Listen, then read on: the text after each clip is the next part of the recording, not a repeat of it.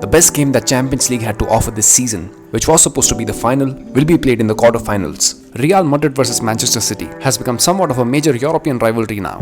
It's like a constant matchup in the UCL knockout fixtures, and there are huge chances that the winner of this tie will win the Champions League title. Now, as a Real Madrid fan, I obviously wished for a favourable draw, and out of all the teams we could have gotten, we got the toughest matchup. Now for me, Man City is the best team right now, and playing the second leg at their home, well, it brings some bad memories, yes. But that doesn't mean that Real Madrid cannot qualify this tie. So in this video, we're gonna break down what we can expect from one of the best matchups in this season's Champions League. But before that, let's briefly discuss what happened when these two teams met in the past, and compare that with their performances this season.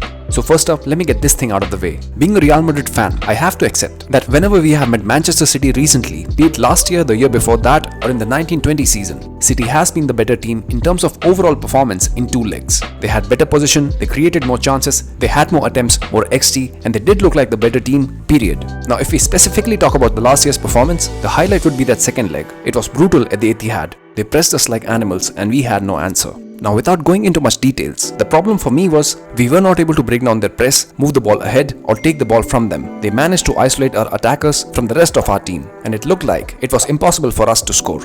But in the first leg at the Bernabeu, we were better. I'd say they still played well at the start, but out of nowhere Camavinga found Vinicius and he scored a banger. And I thought we were better at the second half, but still they managed to put one past Courtois and the match ended 1-1. So if we are specifically talking last year, Man City dominated us, but the year before that was comparatively better. They were still pressing like animals and scored 4 goals in the first leg at their home, but we managed to score 3 goals against them. And even at the Bernabeu, they weren't losing focus. They happened to score the first goal and the tie was in their favour with a scoreline of 5-3. But then Rodrigo happened, and we all know how we won that tie, scoring 2 goals in 2 minutes and then winning the match in the extra time.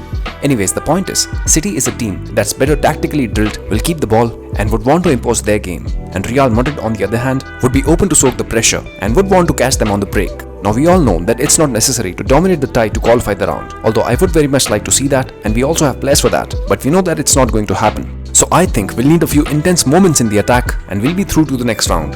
So if you listen to the pundits, the YouTubers, everyone's like City will win the tie, but I don't think it's gonna be that straightforward. And to explain why I think that, we'll be looking into both the teams and their performances this year and the things that have changed from last year.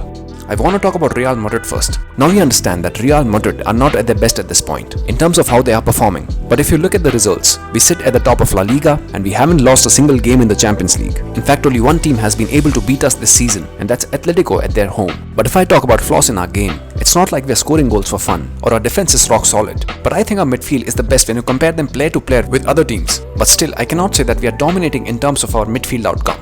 And one more weakness that I see in this team is when it comes to attack, we don't really have a clear attacking structure. It's more about individual qualities right now. Sometimes we have dependent on Bellingham, other times of Vinicius and Rodrigo, and many a times Joselu and Brahim has helped us. And that's not a good sign. There are a few more problems, like we haven't played the best when other teams are pressing us. But again, that can be because we don't really face a lot of pressing teams in La Liga. And if we talk about the changes that happened this year, there is no Benzema and we play a different system. Now let me explain how that can be helpful in some ways. With Benzema and the way we played last year, it was a clearly defined defense, midfield and attack. And Man City knew which players they wanted to isolate, which of course were Vinicius and Benzema. And I know Benzema used to drop deep, but still they had fixed positions, which is not the case this year. If you see how Vinicius and Rodrigo have been operating this year, they both move around and are not stuck to their wings. And with Bellingham this time in the midfield, we have a player who can be a link between the defense and the attack, and someone who also can be an outlet in the final third. And not only that, players like Bellingham, Camavinga and especially Tchouaméni, who did not start at the Etihad last year, can immensely help us to get the ball back from the Man City players. Because Kroos and Modric started last season and the City players were able to move around the ball. And I don't think Ancelotti will start both of them this time.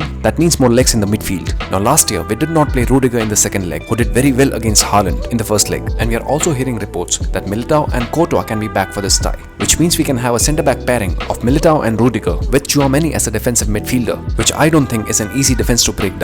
And if you look at this season, with so many injuries in the defense, with so many players playing out of position, we still have conceded the least goals in La Liga. And with these three in our lineup, we are definitely going to improve on that. Now one more point that I want to highlight is Guardiola tactically outplayed Ancelotti last year. We could not evade the press, could not connect our defense to the attack, and so on. And see, this is what I personally believe, that Guardiola is a better tactician than Ancelotti. And Ancelotti as a coach have some flaws, but one thing he does is he prepares his games well. Now of course last year was not a good example, and the first game that comes to my mind is that Liverpool versus AC Milan final, which I think would be the worst loss of his career, but he did manage to make a comeback on that as well. So I believe Ancelotti will not make the same mistake twice. He will make some positive changes and improve on the team's performance over last year. Now let's talk Manchester City.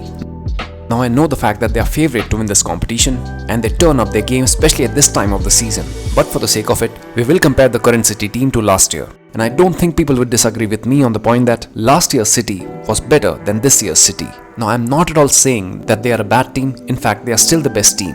But I believe compared to last year, they have somewhat digressed. City lost some important players like Gundogan and Riyad Mahrez. And of course they brought in players like Kovacic and Jeremy Doku. And they are good players, yes, but not on the same level, at least for now. Now the argument would be that Man City changes their system based on the players they have. And they never miss any players who have left them. And to an extent I agree with that. But in terms of their performance, they did take a step back. They have conceded more goals and have scored fewer than what they did at this time last year. Bernardo Silva has not had the best of the seasons. Jack Grealish, who also was an important player last year, have had a few setbacks due to injuries this season. Even Erling Haaland has not been on the same level. But again, Haaland is Haaland and we all know what he can do on his day. And I'm not sure if you'll agree with me on this, but City's defenders have also somewhat suffered this season. Players like Ruben Dias, who was their best defender last year, is not on the same level. And while I record this, Man City sits third at the Premier League table. Of course with a chance to finish first, but last year after they beat Arsenal, they were clear favourites to win the title. But not this time though. Apart from that, we also saw how much City missed Kevin De Bruyne when he was injured. But to be honest, since he has returned, he has been a beast on the field. And for me, he's the best player of that team, the one that can really hurt us. And if we are to win this tie, we will have to have a plan to nullify KDB throughout the 90 minutes.